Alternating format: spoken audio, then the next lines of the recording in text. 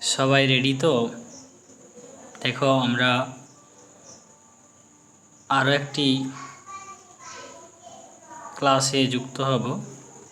তো তোমরা যারা ক্লাস 12-এর থার্ড সেমিস্টারে পড়ছো এবার, আমি আগের দিন তাদের একটি ক্লাস দিয়েছিলাম বিশ্ববিদ্যালয় কমিশনের উপর। আজকে আমরা আরেকটি কমিশন সম্পর্কে জানব, যেটি মাধ্যমিক শিক্ষা কমিশন। তো চটজলদি তোমরা এই ভিডিওটাকে শেয়ার করে দাও। ওকে, ঠিক আছে, চলো। তো দেখো, আমরা জেনেছিলাম আগের ক্লাসে যে বিশ্ববিদ্যালয় শিক্ষা কমিশন শুধুমাত্র উচ্চশিক্ষার উন্নতির জন্য গঠন করা হয়েছিল। মানে বিশ্ববিদ্যালয় মানে স্তরের যে শিক্ষা, সেই শিক্ষার উন্নতির জন্য। কারণ ভারতে এত বড় দেশকে চালানোর জন্য উচ্চশিক্ষিত ব্যক্তির প্রয়োজন ছিল। কিন্তু দেখা গেল, দেখো, কিছুদিন পরে দেখা গেল উচ্চশিক্ষিত ব্যক্তি যারা হবে তারা তো নিচের একটা স্তর থেকে পড়াশোনা করে এই স্তরে আসবে, মানে মাধ্যমিক স্তর পার করে তারপরে তো এসে কলেজে ভর্তি হবে। এমন দেখা গেল যে মাধ্যমিক দেওয়ার আগেই ছেলেমেয়েরা বিদ্যালয় ছেড়ে দিচ্ছে। তাহলে তোমার চিন্তা ভাবনা করে দেখো তোমরা, যে উচ্চশিক্ষাটা আগে উন্নতি করা দরকার না মাধ্যমিকটা? আমি কাদেরকে উচ্চশিক্ষা দেব? যারাই মাধ্যমিক পেরিয়ে আসবে। তাহলে সবার আগে কি প্রয়োজন? মাধ্যমিক স্তরটার শিক্ষাটা প্রয়োজন। সেই জন্য দেখো, বিশ্ববিদ্যালয় কমিশনেরই একজন সদস্য, তার নেতৃত্বে আমরা দেখব যে ভারতের দ্বিতীয় শিক্ষা কমিশন বা স্বাধীন ভারতের একটি শিক্ষা কমিশন, দ্বিতীয় শিক্ষা কমিশন, যেটি সম্পর্কে আমরা আজকে জানব। চলো দেখো, সেই কমিশনটার নাম কি তাহলে? দেখো, কমিশনের নাম হচ্ছে মাধ্যমিক শিক্ষা কমিশন। তাহলে এই মাধ্যমিক শিক্ষা কমিশন সম্পর্কে আমরা আজকে বিস্তারিত জানব, কিন্তু কি পয়েন্ট আকারে, তোমাদের রিভিশন দিতে যাতে সুবিধা হয়, বেশি সময় না লাগে। তাহলে চলো দেখা যাক কি হচ্ছে। দেখো, এটি কি বলছে, দেখো আমি বললাম যে এটি স্বাধীন ভারতের দ্বিতীয় শিক্ষা কমিশন। তাহলে যদি পরীক্ষায় পড়ে স্বাধীন ভারতের প্রথম শিক্ষা কমিশন, আমরা আগের ক্লাসে জেনেছি যেটা রাধাকৃষ্ণন কমিশন। যদি বলে দ্বিতীয় শিক্ষা কমিশন, তাহলে আমরা বলবো ভারতীয়, যেটা ভারতবর্ষের মাধ্যমিক শিক্ষা কমিশন। এই কমিশনের আরেক নাম দেখো, বা অপর নাম বলতে পারি আমরা, মুদালিয়ার কমিশন। মাথায় পড়ে নেবে একদম যে কোন কমিশনের কি নাম। আর আরেকটা জিনিস মাথায় রাখবে, প্রত্যেকটা কমিশনের যে আরেক নাম হচ্ছে বা অপর নাম হচ্ছে, সেটা কিন্তু দেখবে কমিশনের যিনি সভাপতি হন না, তার নাম অনুসারে। এটা কিন্তু মাথায় রাখবে। চলো, দ্বিতীয় কি পয়েন্ট কি বলছে দেখো, মাধ্যমিক শিক্ষা যে কমিশনটি গঠন হয়, সেটি গঠনের ব্যবস্থা কী করে দেখো, CABE, Central Advisory Board of Education. ইনার দ্বারা বা এই সংস্থা দ্বারাই ভারতবর্ষে কী করা হয়, মাধ্যমিক শিক্ষা কমিশনের গঠনের ব্যবস্থা করা হয়। সেটা দেখো 1951 সালে এই মাধ্যমিক শিক্ষা কমিশন গঠনের জন্য এই সিএবিই কিন্তু প্রস্তাব রাখে। তারপর দেখো কিছু বছর পরে আমরা দেখব এই কমিশন গঠন করা হয়। এই কমিশনটার সভাপতি কে ছিল দেখো, সভাপতি ছিল মোস্ট ইম্পর্টেন্ট ডক্টর লক্ষণ স্বামী মুদালিয়ার। তিনি কে ছিল না, তৎকালীন তিনি কী ছিল, একজন উপাচার্য পদে ছিল, মাদ্রাজ বিশ্ববিদ্যালয়ের উপাচার্য তিনি ছিলেন। আর সম্পাদক কে ছিল বা সেক্রেটারি বলতে পারি, অনাথনাথ বসু। এটাও মাথায় রাখবে, প্রচণ্ড ইম্পর্টেন্ট এই দুটো। এইগুলো প্রত্যেকটা কমিশনের সভাপতি, সম্পাদক, কমিশনের অপর নাম, এইগুলো কিন্তু মনে রাখতে হবে। দেখো পরের পয়েন্ট, কমিশনের আমরা দেখব প্রতিষ্ঠা সাল। কত সালে? 1952 সালের 23শে সেপ্টেম্বর আমাদের ভারতবর্ষের স্বাধীন ভারতের দ্বিতীয় শিক্ষা কমিশন, যেটা মুদালিয়ার কমিশন বা মাধ্যমিক শিক্ষা কমিশন, গঠন করা হয়। তাহলে সুন্দর সুন্দর কি পয়েন্টগুলো আমরা জেনে গেলাম, যেগুলো আমাদের পরীক্ষার জন্য প্রচণ্ড ইম্পর্টেন্ট। এগুলোকে তোমাদেরকে রিভিশন দিতে হবে বারবার, এইগুলো থেকেই কোশ্চেন আসবে তোমাদের। তারপরে চলো আমরা জানবো, এরপরে দেখব যে এই কমিশনের মোট সদস্য ছিল। দেখো, এই কমিশনের মোট সদস্য ছিল, আমাদের দেখে নাও, এটা মোট সদস্য ছিল, এই কমিশনের যে মোট সদস্য ছিল 9 জন। প্রত্যেকে মাথায় রাখবে, এই কমিশনের মোট সদস্য ছিল 9 জন। তো সেই সদস্যগুলো সম্পর্কে আমরা এক এক করে জানবো। চলো দেখো কে কে ছিল মোট সদস্য 9 জনের ভিতরে। দেখো ভারতীয় ছিল আমরা 7 জন, মাথায় রাখবে ভারতীয় ছিল 7 জন। সেই 7 জনের একটা নাম দেওয়া আছে, দেখো পুরোটা দেখো। প্রথমেই ছিল আমাদের যিনি সভাপতি ডক্টর লক্ষণ স্বামী মুদালিয়ার, অনাথনাথ বসু, শ্রীমতী হংসরাজ মেহতা এবং শ্রী জে এ তারপর ওয়ালা। তারপরে দেখব শ্রীমতী কে এল শ্রীমালি এবং শ্রী এম টি ব্যাস, শ্রী কে জি ফাইদিন। এগুলো তোমরা বারবার দেখে নিবে। সবচেয়ে ভালো মনে রাখবে বিদেশিগুলো দুটো, ওরা অল্প, ওগুলোকেও ধরতে পারে, জন ক্রিস্টি আর কে আর উইলিয়াম। তাহলে এরা ছিল সদস্য। আর যারা মেন দুজন ছিল, একজন দেখো সভাপতি, একজন ছিল সম্পাদক। তাহলে এগুলো জেনে নিবে। এরপরে আমরা জানবো, চলো এই যে সদস্য আমরা দেখলাম 9 জন, এই 9 জন মিলে অক্লান্ত পরিশ্রম করে যে ভারতবর্ষে ছেলেমেয়েরা কেন উচ্চশিক্ষা নিচ্ছে না, তাহলে তাদেরকে আগে মাধ্যমিকে রাখে, তারা কেন ছেড়ে দিচ্ছে? তাহলে মাধ্যমিক স্তরটাকে মজবুত করতে হবে, যাতে মাধ্যমিক পাশ করলে তারা অটোমেটিক কী হবে, তারাই গিয়ে উচ্চশিক্ষায় অংশগ্রহণ করবে।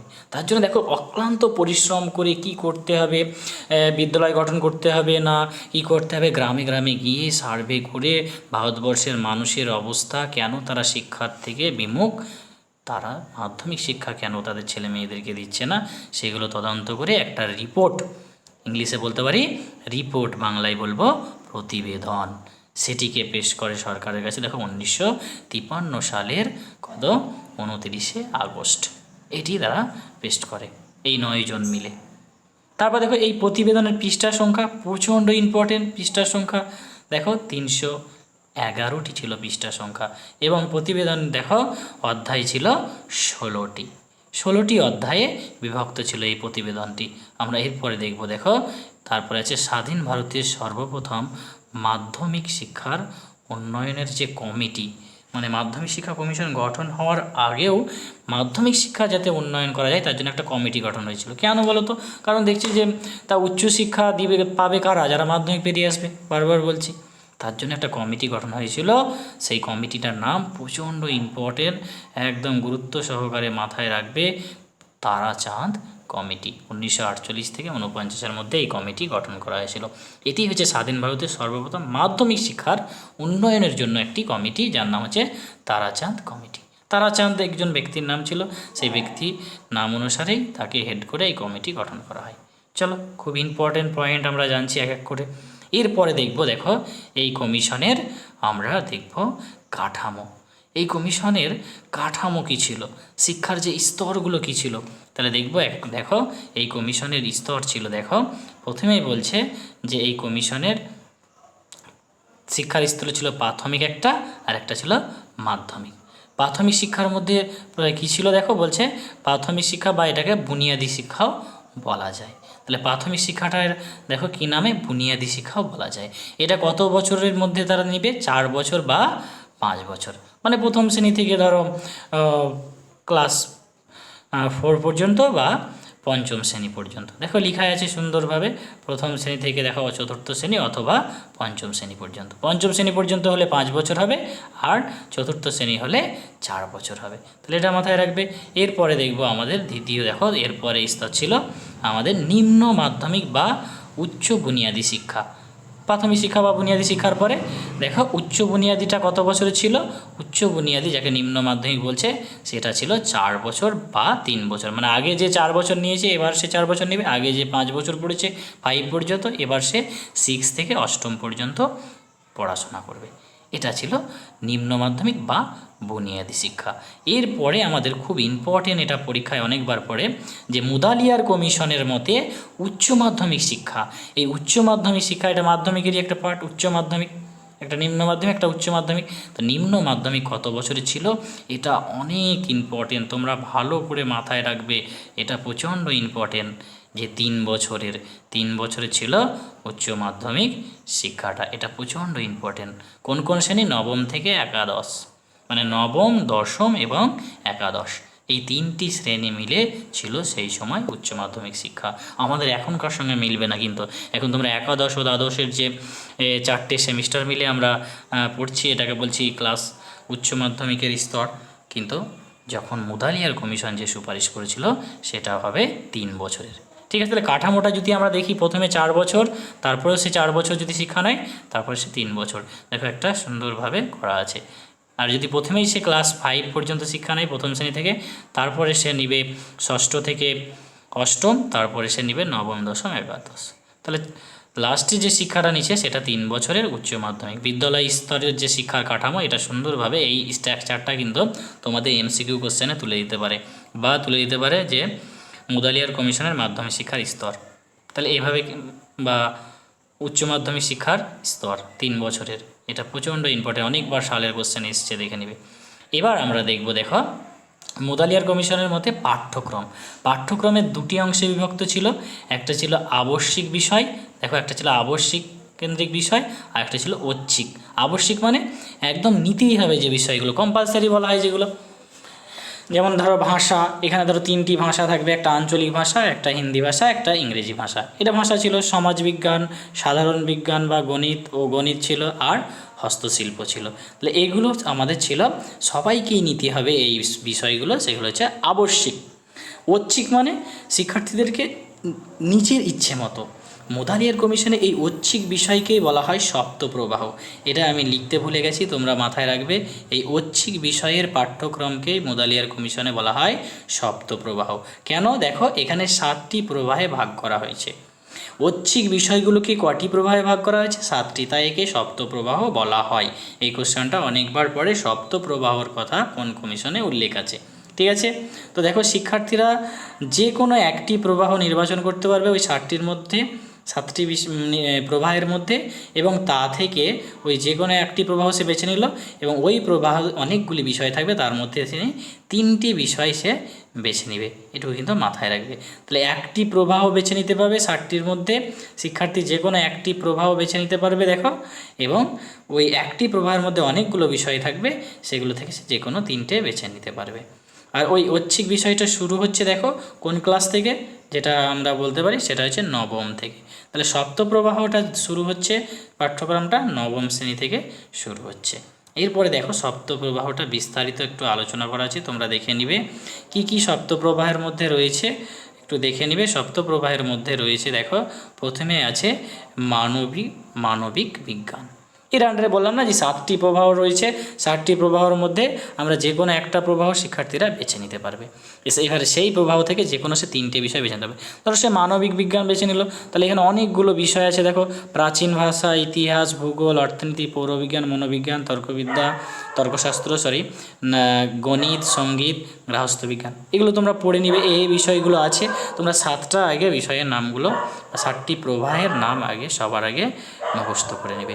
কি কি 7টি প্রবাহ রয়েছে দেখো, আমি একবার দেখিয়ে দিচ্ছি। দেখো মানবিক বিজ্ঞান, কারিগরি বিজ্ঞান, বাণিজ্য, কৃষিবিদ্যা, চারুকলা, গৃহস্থ বিজ্ঞান। তাহলে এই 7টি হচ্ছে 7টি প্রবাহ। এবার কোনো শিক্ষার্থী ধরো কি করলো, সে গৃহস্থ বিজ্ঞান নিয়ে পড়াশোনা করবে, এই গৃহস্থ প্রবাহটাকে সে নিল। একটি প্রবাহ নিতে পারবে মুদালিয়ার কমিশনের মতে, যারা 9-এ ভর্তি হবে। এবার এটা নিয়ে এইখান থেকে সে যে কোনো 3টে বিষয় নিল। দেখো গৃহস্থ বিজ্ঞান মানে এখানে দেখো সে তাকে কী শেখাবে, ধরো যেমন রান্না, দেখো রন্ধন, এই পুষ্টি ও রন্ধন, রান্না প্রণালী কীভাবে, মাতৃমঙ্গল কীভাবে, মায়েদের মঙ্গল, মাতৃমঙ্গল। আর তারপরে কী শেখাবে দেখো, তারপরে শেখাবে ধরো শিশু পালন মানে বাচ্চাদেরকে কীভাবে মানুষ করতে হবে। এগুলো হচ্ছে গৃহস্থ বিজ্ঞান। একটা সংসার জীবন কীভাবে সুন্দরভাবে গুছিয়ে চালাতে হবে, সেগুলো কিন্তু গৃহস্থ বিদ্যায় শেখানো। যে কৃষিবিদ্যা, সেখানে কৃষিকাজ, পশুপালন, উদ্যান পালন, এগুলো সব শেখাবে। অনেকগুলো বিষয় থাকবে, যার মধ্যে যে কোনো সে যে প্রবাহটা ঠিক করবে তার থেকে 3টে বিষয় বেছে নিতে পারবে। তাহলে সপ্তপ্রবাহ ধারণাটা তোমাদের কোশ্চেন নিলে তোমরা পারবে যে সপ্তপ্রবাহর কথা কোন কমিশনে ছিল, মুদালিয়ার কমিশনে, একদম। চলো এখানে আরেকটি গুরুত্বপূর্ণ কি বলছে দেখো, মুদালিয়ার কমিশন কি বলছে এখানে, তাদের মূল্যায়ন, আমাদের এখনও মূল্যায়ন ব্যবস্থা রয়েছে শিক্ষা ব্যবস্থায়, সেই মূল্যায়নে তারা শিক্ষার্থীদেরকে 5 ধরনের গ্রেড প্রদান করত।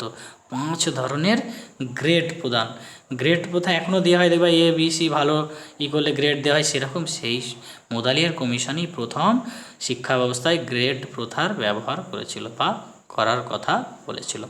যে ভালো রেজাল্ট করবে, অতি উত্তম, তাকে কি গ্রেড দেওয়া হবে? এ গ্রেড দেওয়া হবে। এটা মাথায় রাখবে। আর যে দেখবে উত্তম করবে, একটু তার থেকে কম, তাকে বি গ্রেড দেওয়া হবে। এবং যিনি কি করবেন, যিনি সি গ্রেড কাকে দেওয়া হবে? যিনি একটু সাধারণ হবে তাকে সি গ্রেড দেওয়া হবে। আর যিনি মন্দ হবে তাকে কি করা হবে? দেখো ডি গ্রেড দেওয়া হবে। এগুলো কিন্তু মাথায় রাখবে। আর অতি মন্দ, ধরো মন্দ একদম অতি মন্দ, তাকে কি গ্রেড দেওয়া হবে? ই গ্রেড, গ্রেড তাকে ই গ্রেড দেওয়া হবে। তাহলে এগুলো আমাদের মাথায় রাখতে হবে যে কি কোশ্চেন পড়তে পারে, যে গ্রেডিং, শিক্ষাক্ষেত্রে গ্রেডিং বা গ্রেড পদ্ধতি কে চালু করেছিল, কোন কমিশন প্রথম? যেমন মুদালিয়ার কমিশন, বিশ্ববিদ্যালয় কমিশন, ভারতীয় শিক্ষা কমিশন। প্রথম কে চালু করেছিল বা চালু করার সুপারিশ করেছিল? আমরা বলবো যে মাধ্যমিক শিক্ষা কমিশন বা মুদালিয়ার কমিশন। 5টি গ্রেড, ABCDE। ঠিক আছে। আরও গুরুত্বপূর্ণ দেখো কি পয়েন্টগুলো জানবো আমরা। এই কমিশন দেখো প্রথম কি পয়েন্ট, এখানে কি পয়েন্টে বলছে যে বহুমুখী বিদ্যালয় স্থাপনের সুপারিশ করে। দেখো মাল্টিপারপোজ স্কুল, মাল্টিপারপোজ স্কুল গঠনের কথা এই কমিশন বলে, যে শিক্ষার্থীদের ইচ্ছা অনুযায়ী, রুচি অনুযায়ী, সামর্থ্য মানে তাদের যে ক্ষমতা, অ্যাবিলিটি, তারা কি ভালোবাসে কি ভালোবাসে না, সেইগুলোর উপর ডিপেন্ড করে বিভিন্ন বিদ্যালয় গঠনের কথা বলা হয়। বহুমুখী বিদ্যালয় হবে, যাতে বিশ্ববিদ্যালয় স্তরে অতটা ভিড় কমানোর জন্য এই বহুমুখী বিদ্যালয় কিন্তু গঠন করা হয়। এটা মাথায় রাখবে। তো এই কোশ্চেনটা কীভাবে আসতে পারে? বহুমুখী বিদ্যালয়ের কথা কোন কমিশনে উল্লেখ আছে? অপশান দেওয়া থাকবে, তোমরা একদম দেখো ক্লাসটা করে থাকলে পেরে যাবে। আরেকটা CRC, কিউমুলেটিভ রেকর্ড কার্ড। কিউমিউ, দেখো একটু বানানটা ভুল আছে, একটু ঠিক করে নিতে হবে। কিউমিউ, কিউমুলেটিভ রেকর্ড কার্ড বা কিউমিউ, ঠিকই আছে, কিউমুলেটিভ রেকর্ড কার্ড। এটাকে বলা হয় বাংলায় কি জানো? সর্বাত্মক বিবরণীপত্র। মানে একটা শিক্ষার্থীর স্কুল জীবন বা বিদ্যালয় জীবন বা শিক্ষা প্রতিষ্ঠান জীবনের যাবতীয় তথ্য ওই শিক্ষার্থীর কোথায় লিপিবদ্ধ আকারে রাখা হবে? না তো ওই CRCতে। কমিশন বলছেন এমন একটি কার্ড করতে হবে যেখানে একটা শিক্ষার্থীর যাবতীয় তথ্য সেখানে লিপিবদ্ধ আকারে থাকবে, যে তুমি কবে বিদ্যালয়ে ভর্তি হলা, কবে বিদ্যালয় ছাড়ছো, তার মধ্যে বিদ্যালয়ে তুমি যেমনভাবে আচরণ করেছো, তুমি কেমন ফলাফল করেছো পরীক্ষায়, তোমার ক্যারেক্টার কেমন ছিল, টিচারদের সঙ্গে কেমন বিহেভিয়ার করতে, যাবতীয় তথ্য তোমার এই CRCতে কিন্তু লিপিবদ্ধ আকারে থাকবে। তো এটা চালু করার কথা বলেছিল কি? CRCর কথা বলেছিল আমাদের মুদালিয়ার কমিশন।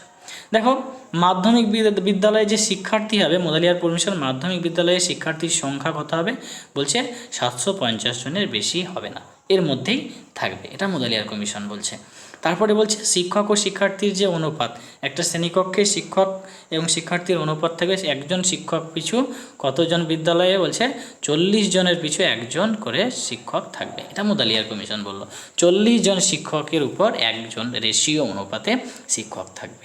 তারপর দেখো কমিশন রচনাধর্মী অভিক্ষার পরিবর্তে কি বলে, মানে এসে টাইপ বা ইজি টাইপ যেটাকে বলা হয়, অভিক্ষার পরিবর্তে নৈব্যক্তিক, যেগুলো MCQ কোশ্চেন আমরা বলি সেগুলো নৈব্যক্তিক, যেগুলো অবজেক্টিভ টাইপ, যেগুলো এক কথায় উত্তর বা MCQ থাকবে বা শূন্যস্থান পূরণ বা টিক চিহ্ন দাও বা সত্য মিথ্যা, এইগুলোকে বলা হয় নৈব্যক্তিক অভিক্ষা, হ্যাঁ, বা টেস্ট। তো বলে যে আর এসে টাইপ বা রচনাধর্মী মানে 5 নম্বর, 10 নম্বর, 15 নম্বর, 20 নম্বরের যে প্রশ্ন দীর্ঘ বিস্তারিত লিখতে হয় সেটাকে বলা হয় রচনাধর্মী অভিক্ষা। এইগুলো এর উপরে টেস্ট নেওয়া হয় রচনাধর্মী অভিক্ষার উপর। তো রচনাধর্মী অভিক্ষা মানে টেস্ট। আমরা এটাকের পরিবর্তে মুদালিয়ার কমিশন কোন ধরনের অভিক্ষার কথা বলেছিল? নৈব্যক্তিক, এটা মাথায় রাখবে, অবজেক্টিভ টাইপ বা নৈব্যক্তিক, খুব ইম্পর্টেন্ট।